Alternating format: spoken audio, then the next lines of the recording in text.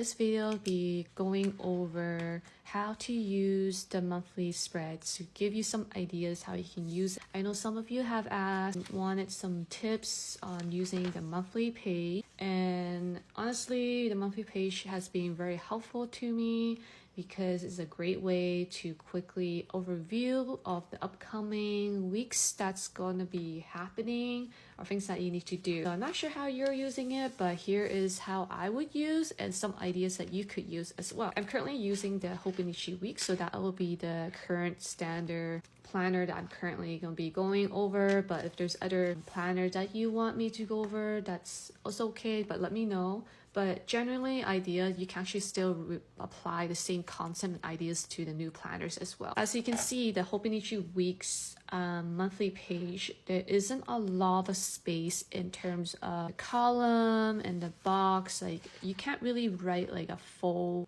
sentence within the box. I'll give you some tips on what you can do to kind of like make it a lot easier, but yet give you a lot very useful information. So the first step is quite obvious, is like the events, appointments, birthdays. If you do have those events that are coming up in certain future weeks, you can quickly jot it down by writing it in the box. The spacing is not a lot. I do recommend to write at least like 1 or 2 words that optimize the spacing that you might have. So let me give you an example. Let's say in March on the 11th, I have a dentist appointment at 11 a.m. So I don't really write the appointment, like the long word appointment. I just simplify that. So you can write APT. Stands for appointment, but you can definitely come up with your own symbols and simplify your words. So let's write down, normally I like to write like a little dot, and I write dentist at 11. Simple as that.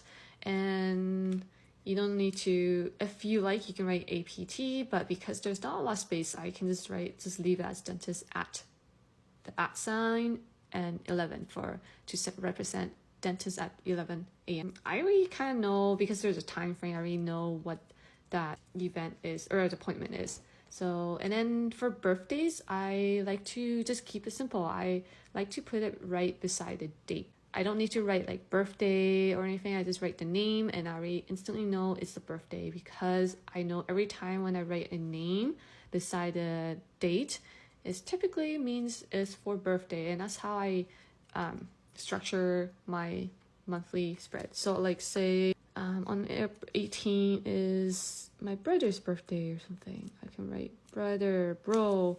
And then maybe on the 26th is make something up. Let's say Ali. I don't know. Just make something. So instantly know like, oh, my brother's birthday is on the 18th, and then my I don't know, best friend's Ali's birthday is on 26th. I don't need to write birthday. I kind of know like anytime I write like a name beside the date, it's the birthday. And then other appointment. Let's say let's say we have a dance at 3 p.m. and then let's say we have a gas bill, and then you can write like the amount. I'm gonna say 50, and then internet or phone bill, $20. As you can see, I'm trying to utilize the first line in the grid. That will give me so much more space to write other things when things come up. I can add another thing. Maybe I have dinner, and it's okay to go second line. Let's say dinner with BFF at, what restaurant should we call it? I don't know, the space restaurant, 5 p.m. right? So you can see that I still have some space to write in the box, and that's how I would normally use my monthly page.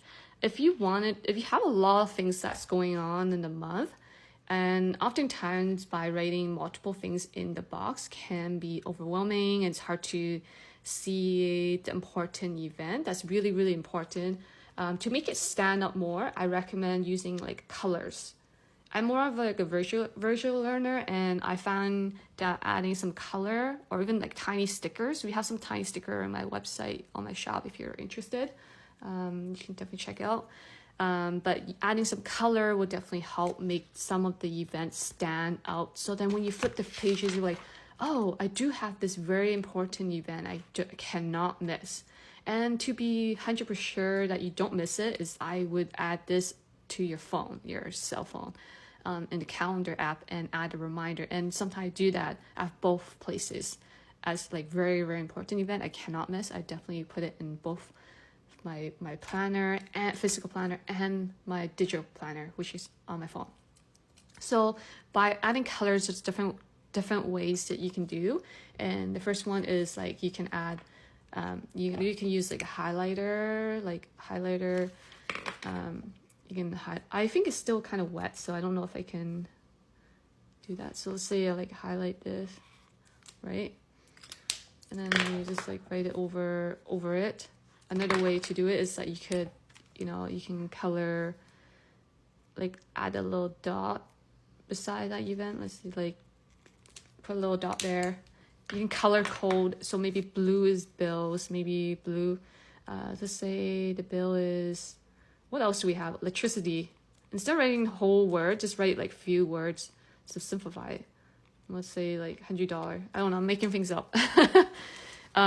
You can see that, as you can see, like there's a little tiny dot. You put a little dot, you can highlight underneath the text, right? You can do this.